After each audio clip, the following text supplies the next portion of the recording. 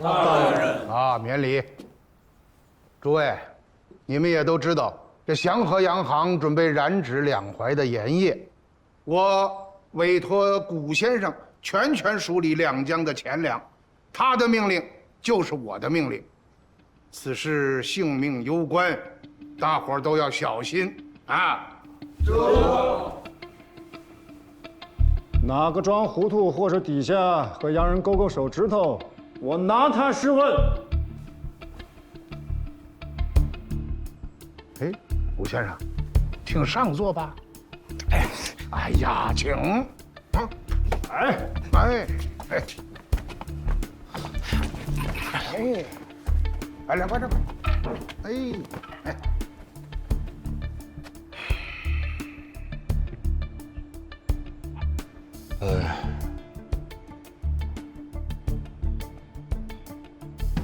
诸位大人，其实我不说，你们心里也清楚，两淮盐业就是两江的经济命脉，不管在哪个商人手中，其实都是官府监管，但一旦落入到洋人的手里，那是要出大乱子的。既然我们现在决定了要和洋人打一场仗，那我们就要全力以赴地备战。两江一带，物产最盛的就是蚕丝，我现在需要你们大量的收生丝啊。鼓励民间生产，尤其是上好的丝绸绣品。我知道你们现在库存还有很多，但是我需要的量更大，你们一定要尽全力去收。拜托诸位了，你们把今年能收到的生丝，包括库存的丝绸，还有地方特产，都统计一个具体的量给我，越快越好。啊，书案都给大家备好了，想不起来的、记不住数的，赶紧派人回去查一查。今天必须都给到我。去吧。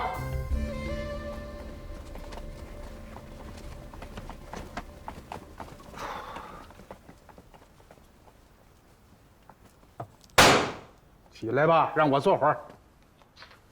做的好像还挺舒服的。我看你坐着，我胃疼。起来。你要不坐那儿，总督大人头疼，他的身子好不了喽。行了，你闭嘴，你起来。哎，你等会儿，我问你，你要那么些丝干什么呀？啊？天机不可泄露。我还要见几个重要的客人，二位大人，先失陪。哎。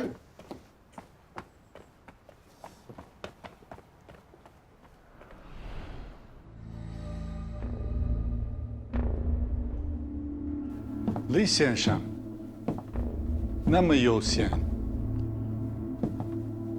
你不会让我输给这个中国小子吧？你有火轮船，你可以把货卖到全世界去。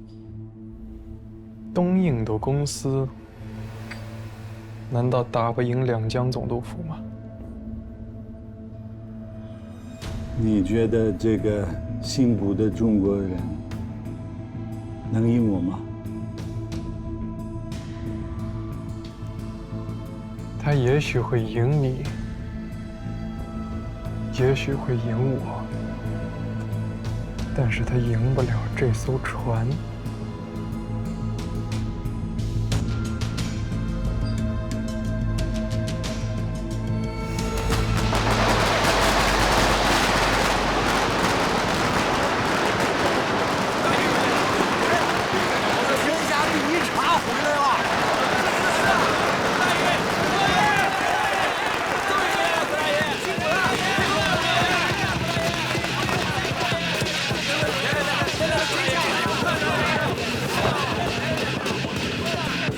郭老太爷回来了，快请快请。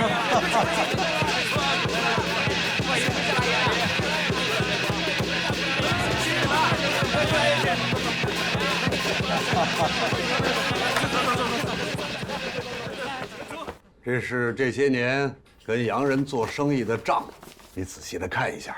大家伙儿都听说了，你跟洋人交办，要做生意打赢他们，你就说需要咱们做什么，咱们是要钱出钱，要人出人。诸位，感谢的话不用多说了。我需要今年的春茶，从现在开始不能发往其他茶铺，特别是1级茶和2级茶，给我留住了，听我号令。大家伙都说好了啊，有熬不过日子的都来找我，切不可毁了大局。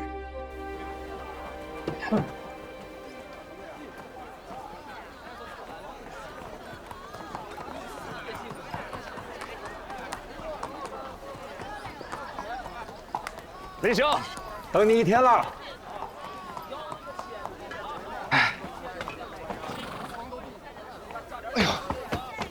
这一路给我颠的，骨头都散架了。快，上车坐着。哎，好嘞。我说我来接你，这一出门啊，看到这马车，哎，就觉得手痒痒。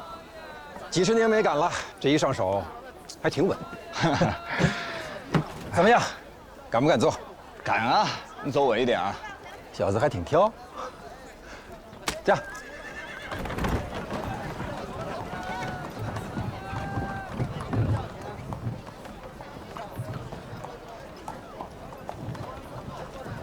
还记得王天贵吗？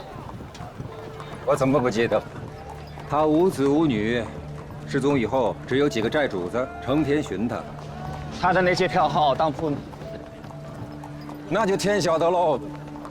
天晓得。你知道财富这东西是怎么回事？它不是你的，也不是我的，它在大伙手里转圈儿，在谁那儿多待一阵，那是老天爷疼他。这样。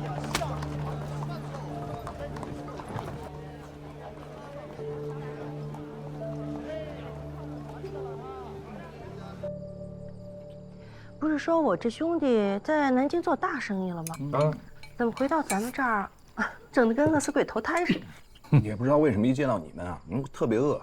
我在金陵的时候，我都愁得吃不下。哎，吃了我们家这么多面条，什么时候告诉我常玉儿怀孕的事儿啊？啊，对啊，什么对啊？你是不是想等生了孩子之后才谢媒人啊？大奶奶，我错了。我还跟玉儿说呢，这孩子一出生啊，一定要认您做干娘。要不是您提点我那几句啊，我还不知道要糊涂到什么时候。这可是真话呀！当然是真的了，要不然我断饶不了你。坐吧。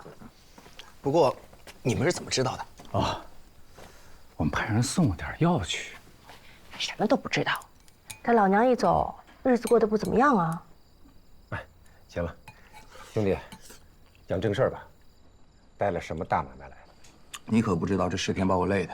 我先是把湖州、金陵一带的私厂都跑了个遍，然后又去拜访了安徽的茶商会。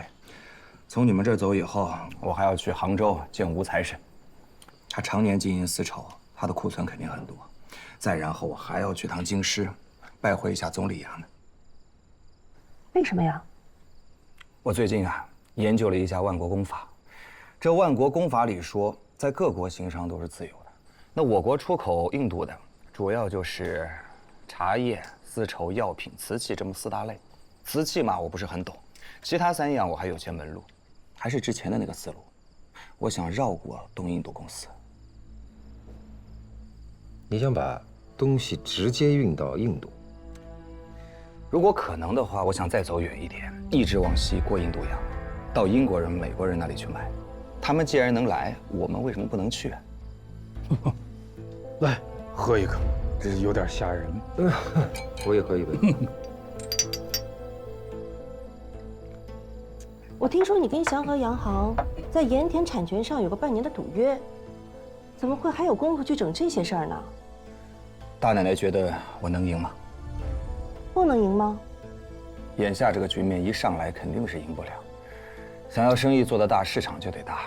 我们的市场无非是南七北六13省，除了5个产盐区，剩下的省份盐店的规模和利润基本上已经饱和了。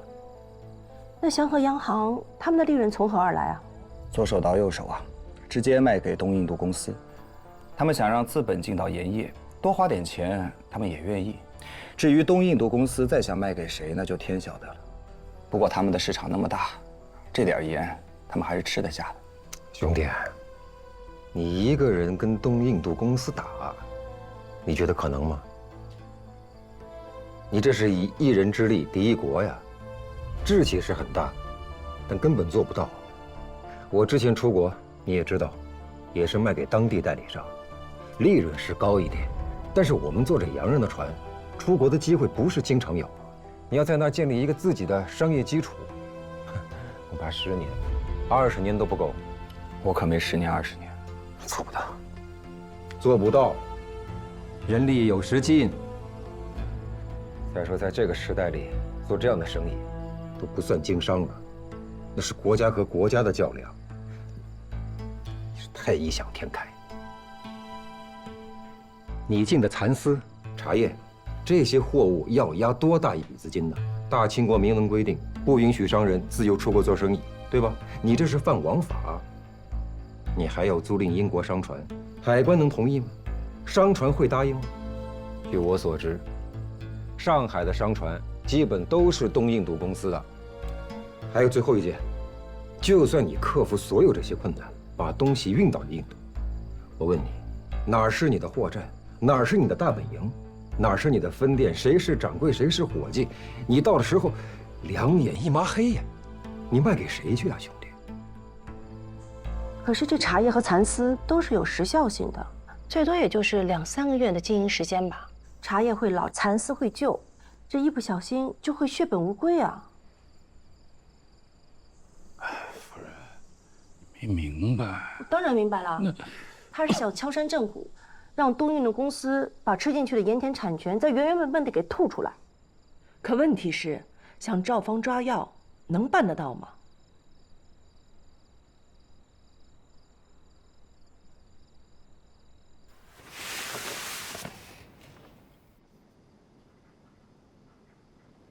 这个不像一个上任的地方。我爹在做生意之前是个读书人。那他为什么没有去做官？中国人不都是要靠官做的吗？因为他觉得做官已经没用了。因为洋洋得意的大清国已经结束了。少爷，他们来了。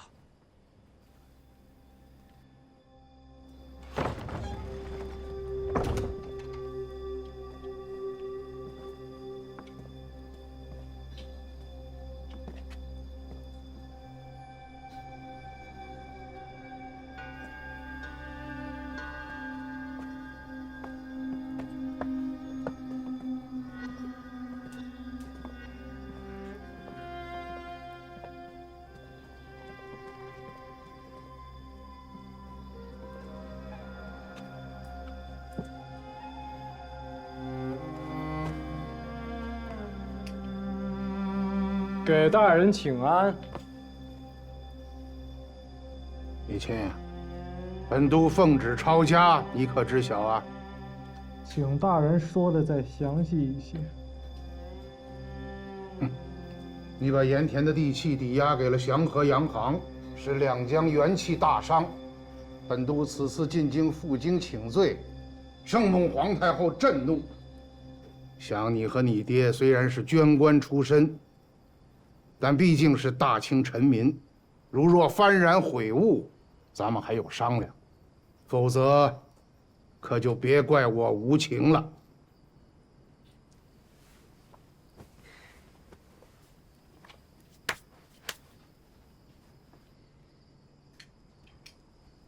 你是不是早就想抄我家呀？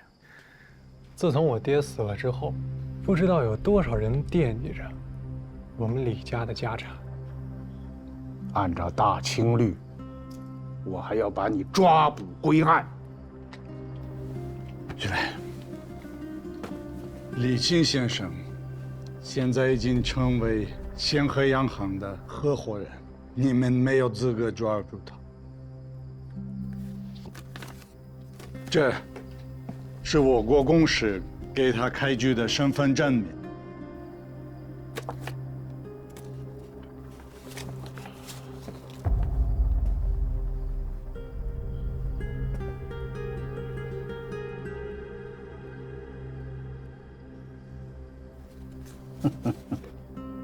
李谦，你连祖宗都不要了吗？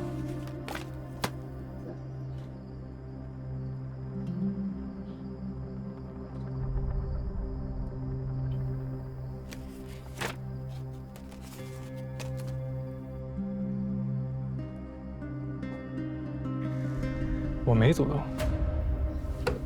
胡闹！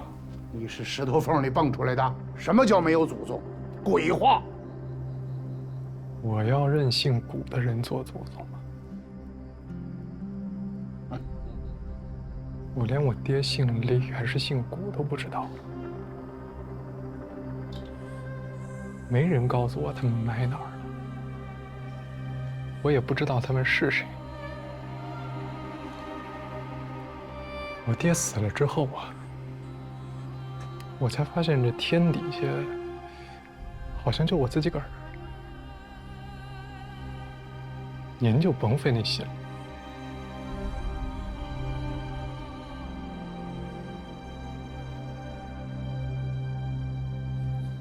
你就不再考虑一下了？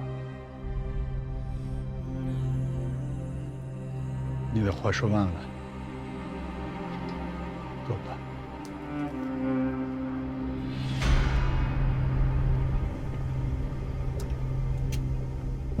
投降！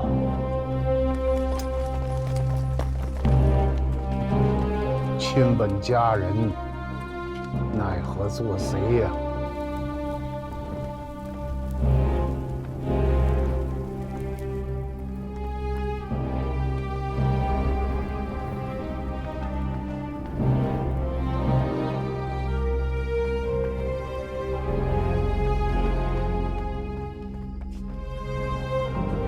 这么好一家，没了。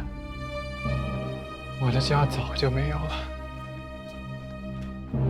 就在我爹说假话骗我的时候，后半生我要做个不一样的人。你加入东印度公司吧，半年后，你可以执掌大清国最重要的产业。以后可以买更好的房子。你能赢吗？我那个兄弟可是狡猾的很。狡猾没有用，我们做生意不靠狡猾，靠实力，靠大炮。你的兄弟难道比东印度公司还强大吗？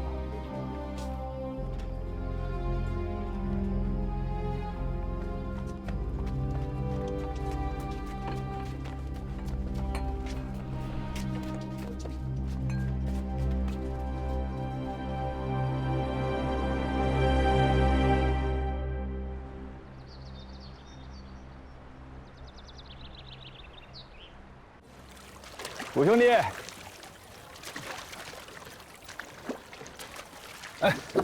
嘿，最近可净听人说你了啊，我这耳朵都快听聋了。那做生意的还天天拜财神呢，要说聋，我早就聋了。走，带你看货去。嗯。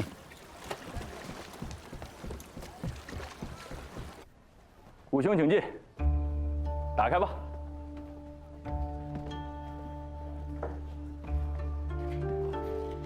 咱们先看看货。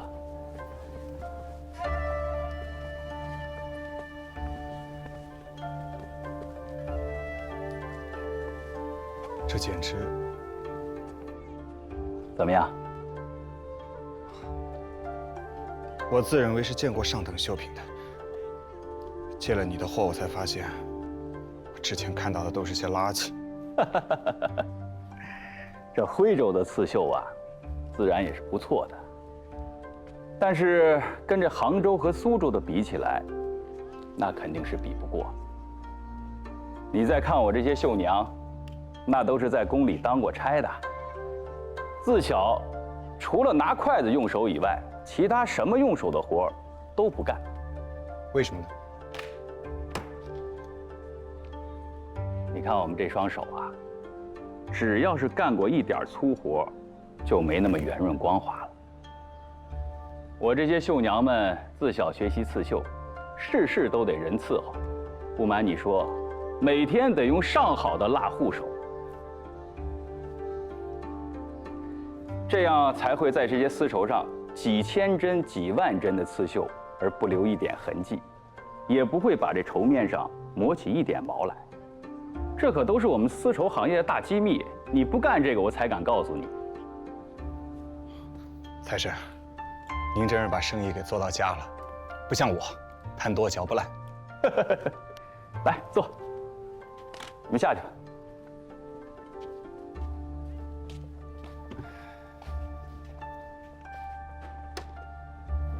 我听说江宁那边出大事了，你和祥和洋行杠上了？我听说财神和祥和洋行有生意往来。这丝绸上的生意，祥和洋行的确是我最大的竞争对手。理查德是个老鬼，你未必斗得过他。斗不过也得斗啊！那些洋人现在想要霸占两淮的盐业。财神，无论如何，你得助我一臂之力。哎呀，我们两家缠斗了几十年，你倒说说看，有什么好办法？要是能赢，我自然是乐享其成的。我想知道，他们东印度公司驻派在大清的，是不是只有祥和洋行一家？那自然不是。那英国的商业公司在印度的，是不是只有东印度公司？这个东印度公司只是其中的一家。不过，要是论规模的话，它的确是最大。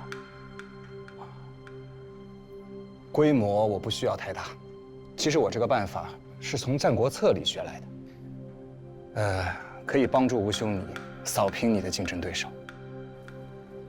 这话从何而来啊？我需要你库里最上等的好货。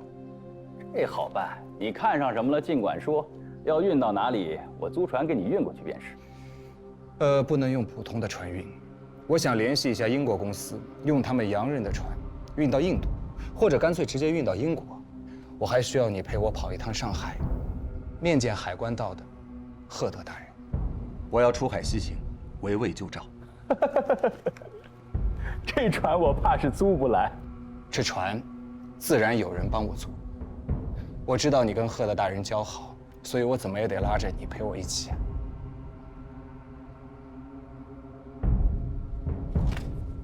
兄弟，你这话是真的还是假的？我立了军令状的，开不得玩笑。我估计你会来，只是没想到这么晚。是吗？我没说你，你来我没有想到，但他来，应该的。我是替人受过，不来不行了。这篓子捅大了，这几天我接到了旨意，圣母皇太后严令两江总督收回盐场。你们是怎么回事啊？惹上了东印度公司了。我替你们去说说情。这种生意不是靠人情可以做出来的。假如我是东印度公司，谁求我都没有用。你是接到了信儿，还是自己想出来的？大人已经去商量过了吧？我接到旨意后就去商量了，没有用啊。除了鸦片，中国的市场似乎是不欢迎英国的货物啊。大人，见过大人啊，你过来吧，坐这儿说话。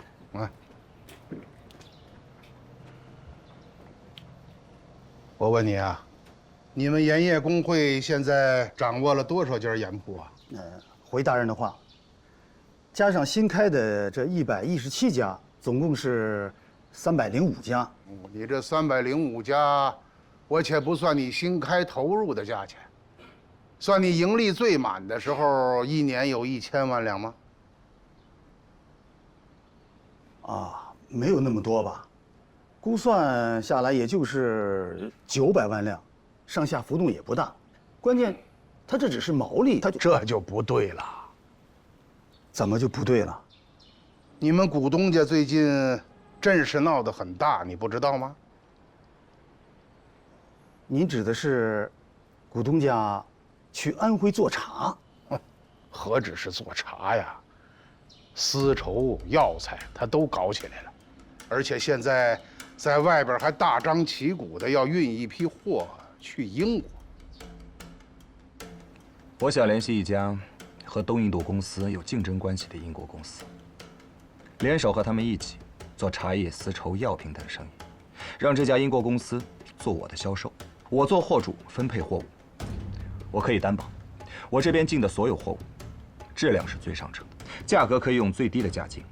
要是能在东印度公司覆盖的所有商业范围内，开辟出我们的一条市场，就能逼得他们来找我们谈判。对于这样的怪物、商业上的巨头，好好说服没用的，得让他们怕，得威胁到他们才行。我粗略的估算了一下，他进这批货，这价钱，够你们盐业工会干3年的。哪儿来的钱啊？嗯，你们晒的是盐，晒的又不是金子。回大人的话，我在外面呢也听了一耳朵，是有些好友把货都给他了，但是没收款，说是等卖了以后。哎呀，要是从山西运一批货到山东，晚点给钱我是能明白的，凭你们股东家的信用也没问题。可这是远渡重洋啊，那可就是另外一码事儿了。我有句话要吩咐你，大人，请吩咐。我让他跟李钦去争，可是没想到他干得这么大。大清有关造局，有总理衙门，他算老几呀？把东西往外卖。要是让他开了这个先例，大清国的王法是不是要重写呀？你们是老成之人，不要跟着他乱跑啊！好好的把盐业工会给我守住了。你知不知道东印度公司之所以那么庞大是为什么？你看看楼下这江面上所有的商船都是他们的。请问你用什么东西把你的货物运到印度、运到英国去呢？我用的是冰船。英国的冰船？我有我的办法，我的运输成本会比他们都低。那我再问问你，这东印度公司和大清一直在做生意，他们拿到的货物，我相信在价钱上应该是非常低的。你的竞争有什么优势呢？我可以联络到安徽所有的茶叶，两江一带最好的丝绸、生丝，山西一带的药品，大黄、枸杞之类的。这些货物我进货都可以用最低的价格，可以保证足够的利润。最低的价格，你能确认吗？商人都是谋利不假，但是这一次，我不想要，我身边的朋友也不想要。大清虽然弱，但是绝不能让人家掌握住我们的命脉。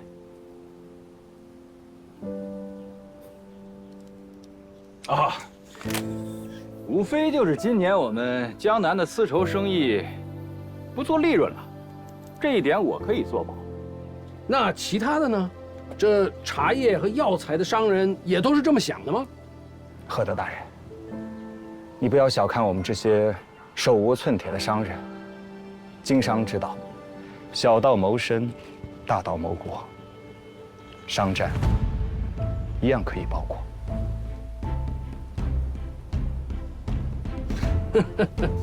这算什么？这些商人难道要联合起来去打败那个家伙吗？打败不打败，现在是不知道，但至少得让他们知道，我们中国的商人不使用炮船，一样可以挣钱。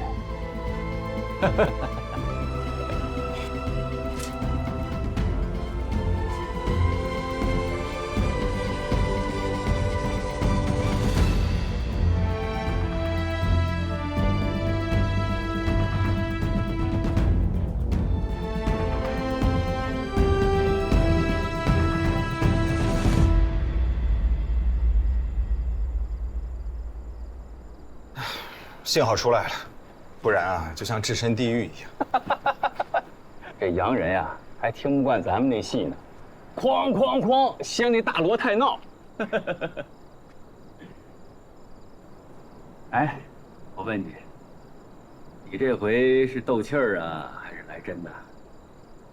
此话怎讲啊？你要是斗气儿啊，咱们就齐心协力，把这个什么东印度公司吓得收兵就完事儿了。千里出门只为财，谁也不会跟谁真过不去。但是你要是认真的，这可就危险了。这是3000年没有出过的事儿啊！我要是跟你说，我就是真的呢？你别逗我了，不会真想这么干吧？啊？这可是大清朝，不是英吉利。你要真弄着船把这货运出去，朝廷怎么办？这大清律里可没有这一条。吴兄啊，我有几句话不知当讲不当讲。你说，我洗耳恭听。我觉得我们中国就是有皇帝太久。哎，可不敢瞎说啊！你这是掉脑袋的事儿。你看看这江面上的船，他们洋人是带着大炮、带着火药来保护他们国家的生意，出动了整个国家的军队来保护他们的商人，一心想要把他们的商品卖进我们的国家，侵占我们的市场。我觉得这些商人进来，其背后的影响远远要大过一支军队的力量。经商之道，大道以谋国，得想办法和他们竞争，最好是到他们那儿去做生意，人尽其用，物尽其通。或许只有这样，才可能是我们的一条出路，不至于像眼前这般，是不是？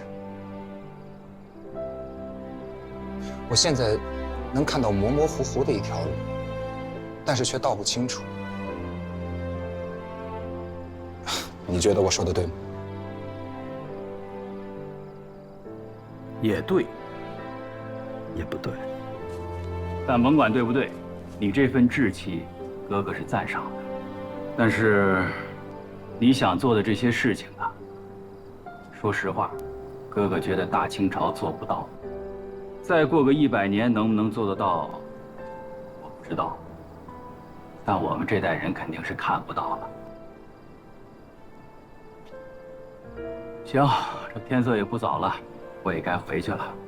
哥哥最后再跟你说句话：见好就收。我们还要做很多年的兄弟，别早早的把自己给全搭进去了。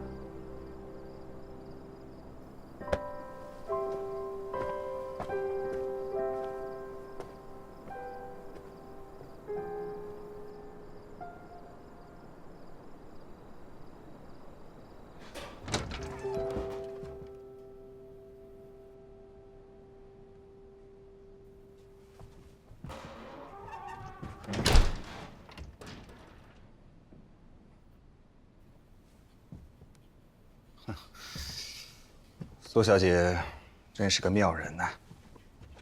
你怎么知道我在到处找你啊？我想不知道也不行啊。现在上海滩到处都在说，有位中国巨商 Mr. 谷想出国做生意。是，货物我都备齐了，但是我需要一艘船。商船现在都是英国的，我没资格租，他们也不会租给我。我就突然想起来，苏小姐好像有一艘冰船。你可以知道我会租给你。我想苏小姐不会看着李青当卖国贼而坐视不理的吧？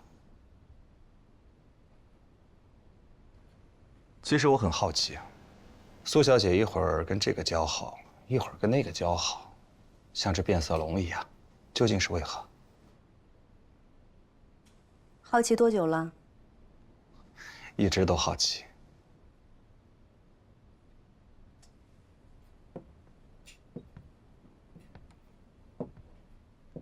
我爹的事儿你应该知道吧？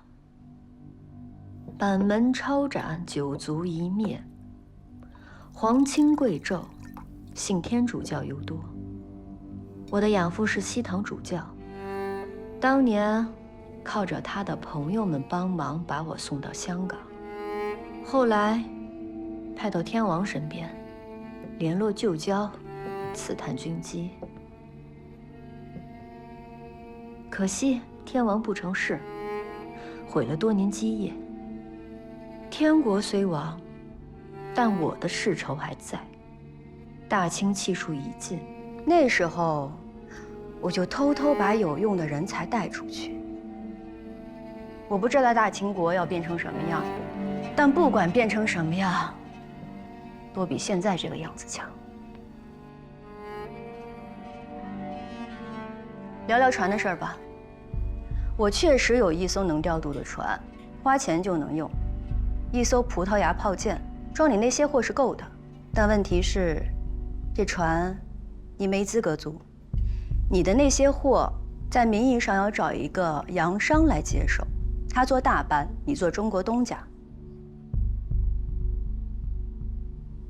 不过你那些东西运到印度卖给谁呢？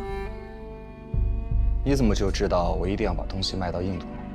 财神和一些英国的商人交好，他已经帮我联络完了。这一次，我想突破东印度公司的封锁，直接把我们的货物卖到英国。这倒是没猜到了。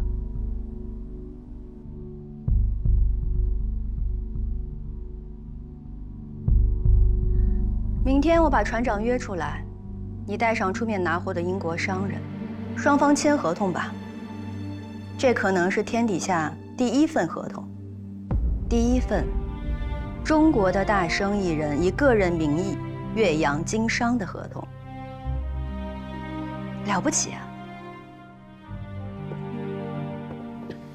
苏小姐，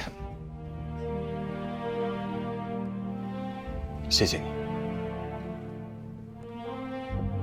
合同签完，我就要操心该怎么保住你这颗狗头了。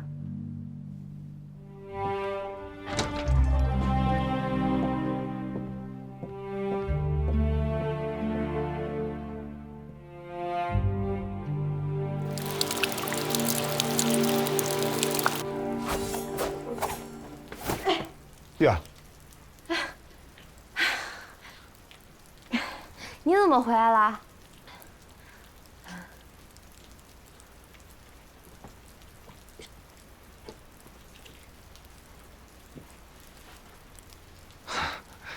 我想孩子了。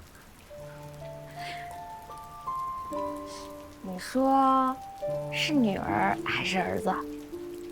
儿子也好，女儿也好，最重要你们母子平安。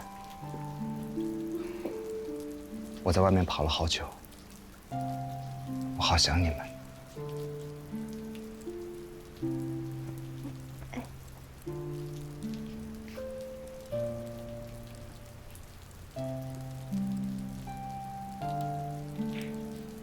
事情还顺利吧？还行吧。大奶奶，两江总督府的人求见古大爷。哎，他们耳朵怎么那么好呢？我刚回来就知道了。古先生，总督大人请您过府一叙，有紧要事。看把你能的！去就回啊。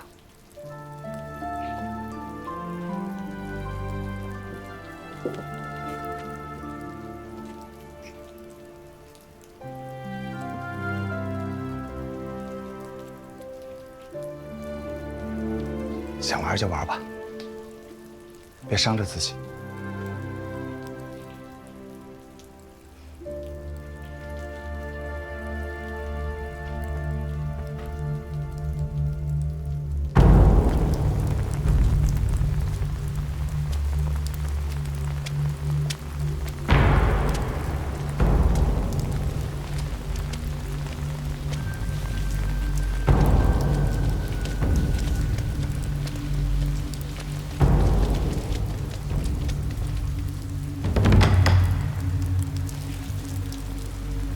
别在这里动手。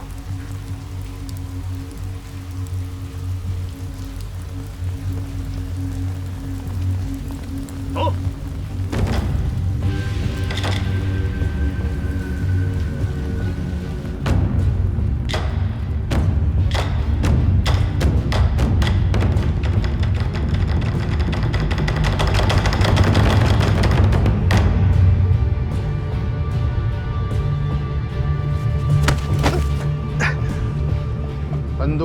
问你，你要据实回答，免受皮肉之苦。我的话实不实，不还是你说了算？来呀，给他看看刑具。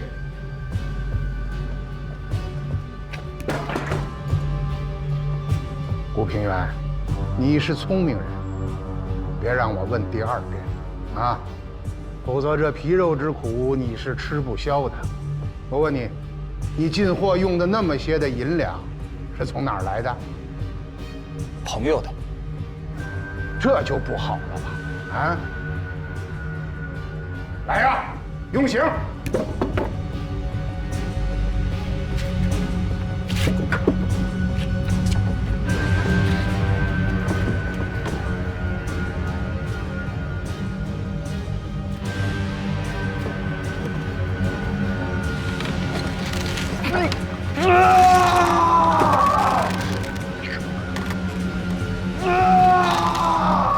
行了，去吧。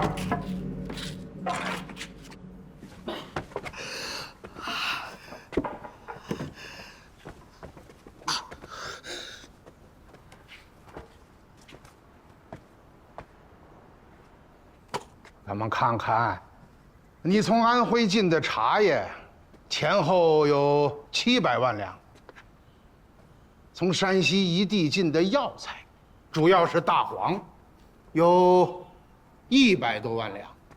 你从杭州吴家进的生丝绣品，竟然有700万两之巨，好大的一桩买卖呀！而且，你都用的是银票。结的是现钱，钱从哪儿来的？啊，你先别急着回答，等我都问完了。你在山西的那些狐朋狗友，怎么突然就有这么些的金银宝物啊？送到驻银坊里头，花了那么些的银子，到底宝藏在哪儿？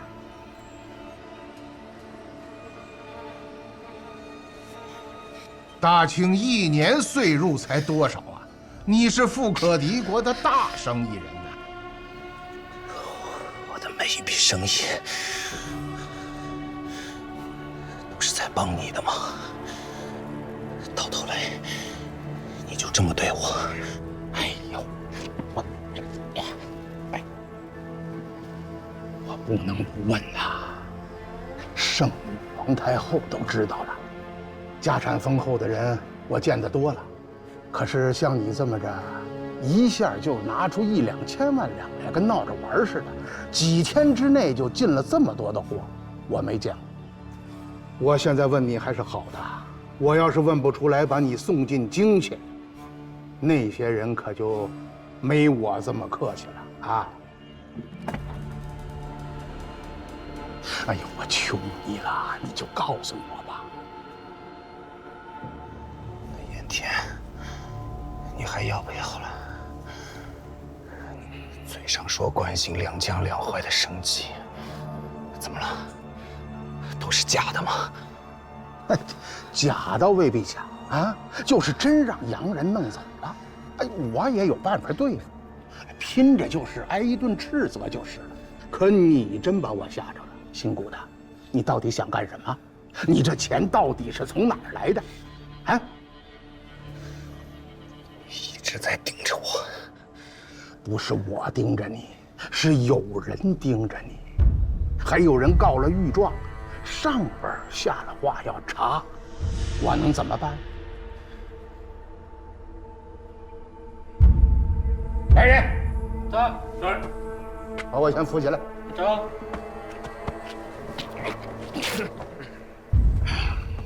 行，来，把他押进牢里，准备押解进京。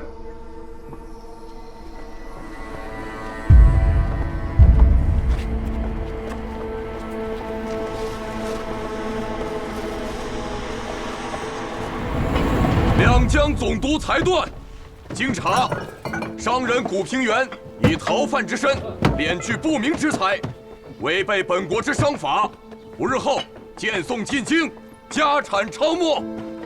你们两个都快点，都给我快点啊！你们还有没有隐没的财产？连这房子倒是两江总督府借住了，你们搜便是。兄弟们，都给我搜，搜仔细了，不要放过每一个角落。这。到最后，落下个这个。能够牵动两江，震惊朝廷，这手笔也是一等一的了。朝他们想朝谁的家？都这时候了，你还能笑得出来？真是服了。你不让我笑，让我哭啊！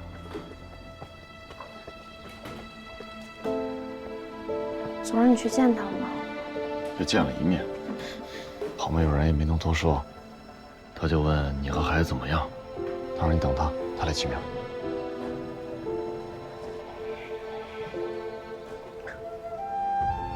脑袋都要掉了，想着启明，心大的。等他们抄完，咱们就回安徽了。这次只说抄没，没说把一家人啊都遣送到北京。老二已经过马车了，就不知道。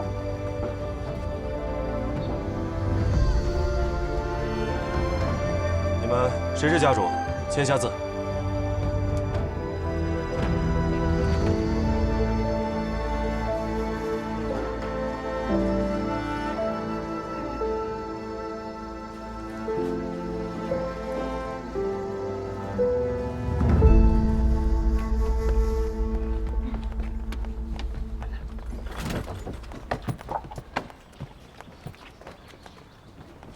这是总督大人让我转交给夫人的。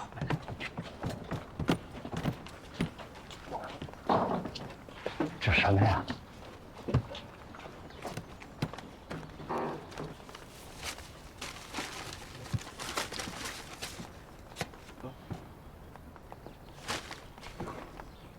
这是盐业工会的股份。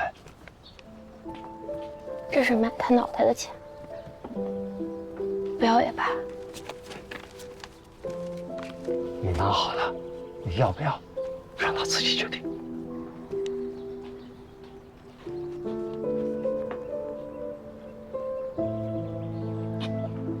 他还能做决定？No， 他要回来给孩子起名字呢。不够了，孩子，走，回安徽。好。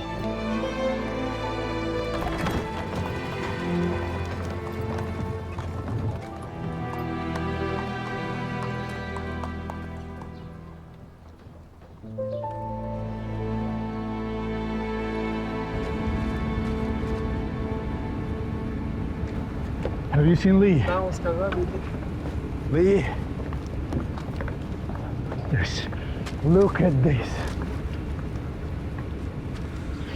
You don't speak English. Translator, translator! 哎！哦，电报说已经查清楚了，这艘葡萄牙战船是受中国人雇佣开往英国的货船，装满了生丝、丝绸、大黄、茶叶，有不少国家的商人很感兴趣。有足够的证据证明，这艘船背后是一个姓古的中国商人在鼓动。明白了吗，李？那你怕什么呢 ？If this Gulmerkan will be able to deliver this cargo to England， 要是这个姓古的商人把这艘货船运到英国，他如果掌握了航道，运到更远的地方，那就是我替东印度公司培养了一个敌人，我就可以回利物浦老家享受退休金了。这是不允许。你为什么不向中国的皇帝抗议呢？ They use our competitor's name to pick up the cargo. 他用我们竞争公司的名义来收的货，他太狡猾了。我没有办法阻止这艘货船。这艘货船开到英国去，我会很麻烦。现在怎么办 ？You must come to the governor's mansion with me now. We strongly protest. 我们严重抗议。哦，好，欢迎，欢迎，是。We welcome. This is a shameless trampling on the commercial order. 这是对远东商业秩序的无耻践踏。哦，远东是哪儿啊？就是大清。大清怎么了 ？What about the Qing dynasty, which is the Far East? The commercial order is seriously 商业 disrupted. 秩序被严重破坏。我叫商业秩序是什么呀？ What are the business? You don't know what the business orders are. 这商业秩序，就是他说商业秩序嘛，就像中国人做官一样，小官听大官的，大官听皇上的，皇上听老天爷的。哦，你看看，他这么一说，我们大家就都懂了。我们这个地方很讲秩序啊。你看他这是抗议，我们表示很理解。我们已经把你说的那个人押到远东的大牢里去了。That does not matter. I insist. The 理 cargo 查德 ship 先 in 生说那个 Shanghai 不 must 重 be 要， stopped. 上海的那 And 艘 the 货船 voyage is 必须要 cancelled. 停下来，必须要取消航程。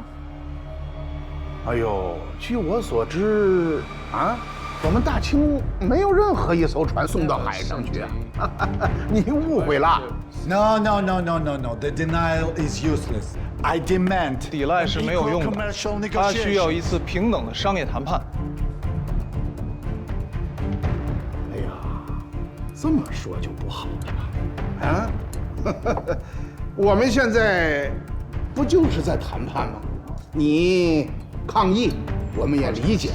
我把人也抓了，押到远东的大牢里去了。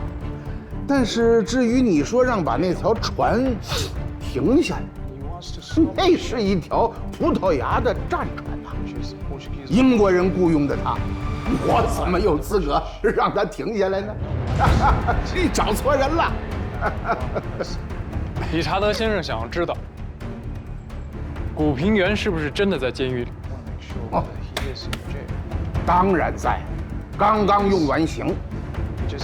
好，来人呐，带这位先生到远东的这个监狱里去看看。Please take us to see him in the jail. Thank you. 谢谢大人。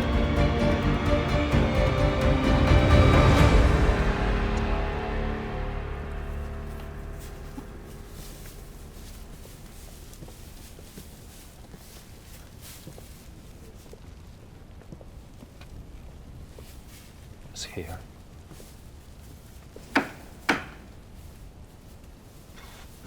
古平原，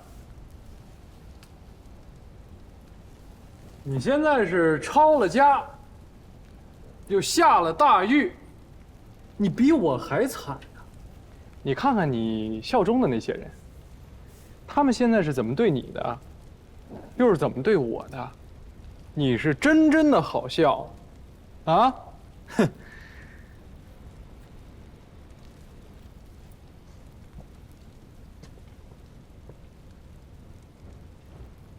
Mr. Gu, regarding that ship, I 吴大人，他代表东印度公司通知您，他们想跟您协商把那艘船的货给买了。您现在这样，对您也没有好处啊。讨论这些已经没有意义了。 Has no benefit right now already. 说点有用的。 There is no need to discuss these questions. Say something useful. What do you want? 您想要怎么样？钱我已经付过了，2天之内不把我们盐田的地契原样送回，那押货的船按时起航。该死！这是你和总督一起设的圈套。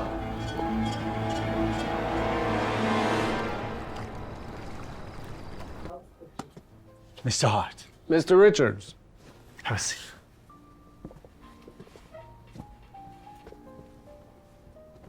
Mr. Hart, I heard that you are involved with my wager with Governor of Liangjiang. Wager? What wager? Oh, you mean the salt fields? Yes, indeed. You've been a little hot-headed recently, huh? Mr. Hart, I respect you as a veteran in this business, but you must respect the influence of East India Company here in China in the dispute over property mortgage. The responsibility is quite clear. It is those Chinese officials who are evading and denying. And I hope Mr. Hart will objectively address to that issue.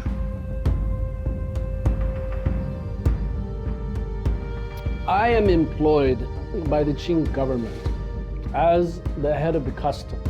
I am in charge of all import and export business.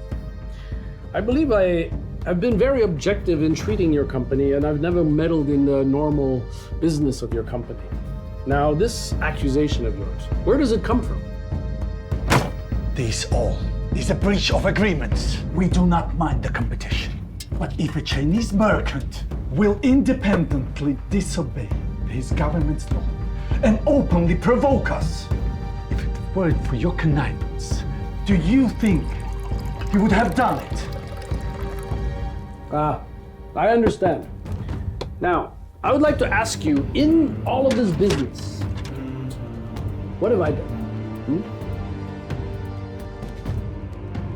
Come on. I thought you said you are not afraid of some competition. We are not afraid of the competition. There are many goods, but they are not enough to impact our company's market. But my friend, this impacts you, no?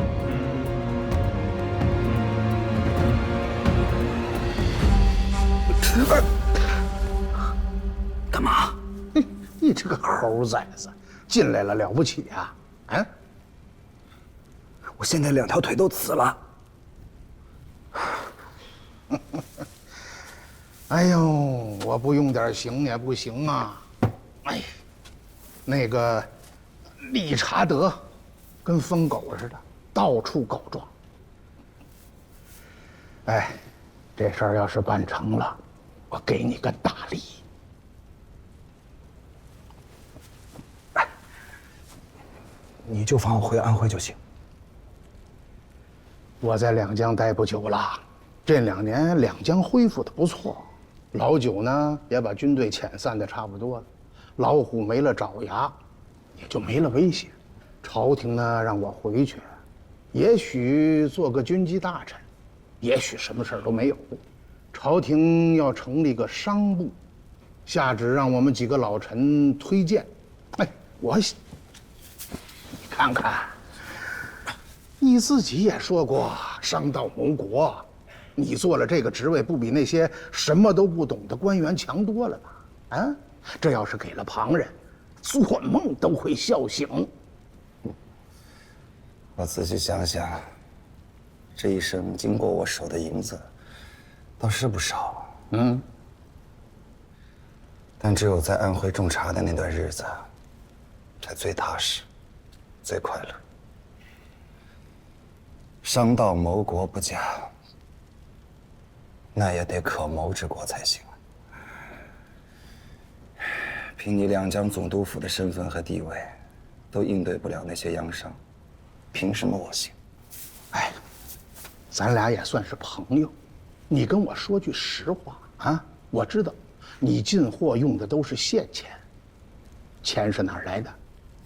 你想知道？我好奇。朝廷让我仔细的回奏，我自然不能说假话，对不对？什么商务大臣，这可不是礼物，这是送命的诏旨。你说这富贵有什么用？说的是啊，你就告诉我吧，啊！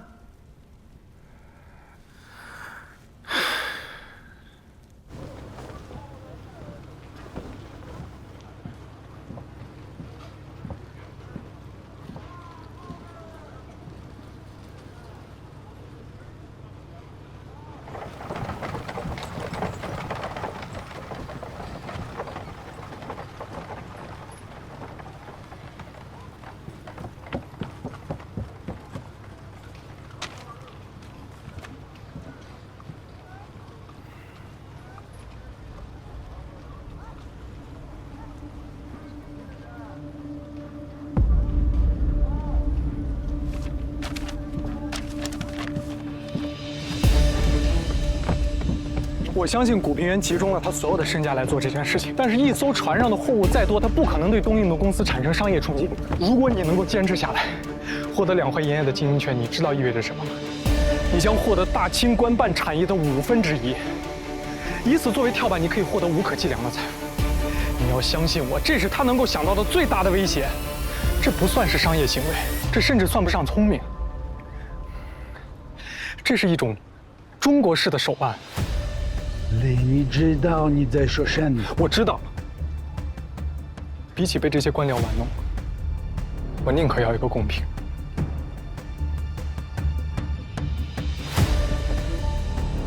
我们之间不谈公平，你只有一个人，我至少有一个船。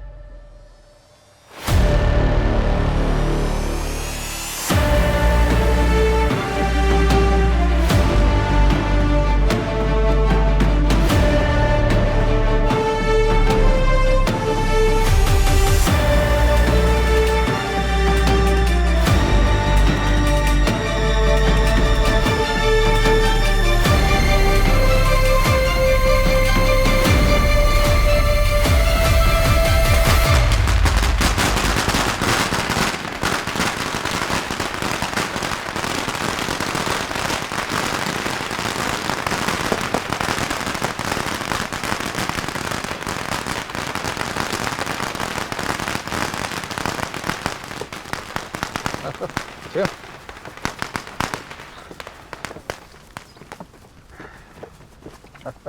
啊，请。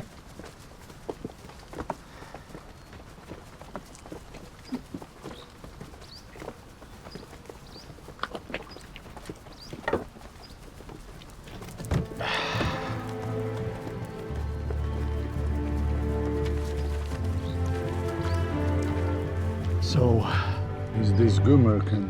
那位姓谷的商人终于安静了。朝廷已经严厉地惩治了他了。好，不过那船货还是由赫德先生作为中介，最后还是卖给了东印度公司啊。祥和洋行成绩斐然呐，可喜可贺。Did a good job and congratulations for that.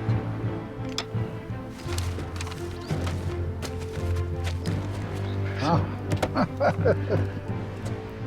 交换，交换，彼此啊，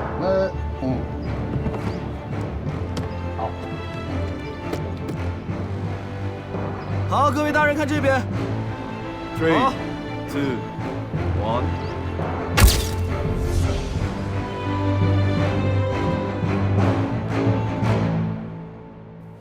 1。谷先生。谷先生，给你道喜呀！啊，给你道喜呀！谷先生，盐田收回来了。我最后再问你一遍，钱是哪儿来的？哼，否则呢？否则荐送进京，要你的脑袋。哎，看看，结实不结实？结实啊！啊，我呀还留着他多喝几年酒呢，所以只能委屈你了啊！来呀，荐送进京。我刚接到朝廷的旨意，调离两江啊。你这一路上呢，也不寂寞，我们相伴而行。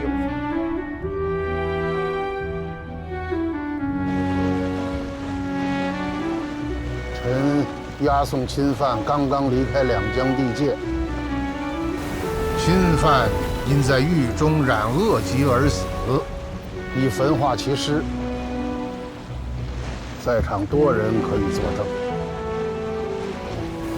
臣在两江任上，已得钦犯口供，并已查实，所谓巨额货款云，都是街谈巷议，其中野语。不足为凭。钦犯已死，臣看管有书，愿自领其罪。行了，就这样吧。明日走陆路，派快马送入朝廷。大人，这样就可以了？这样是不是太儿戏了？朝廷红着眼睛要钱，岂非更加儿戏？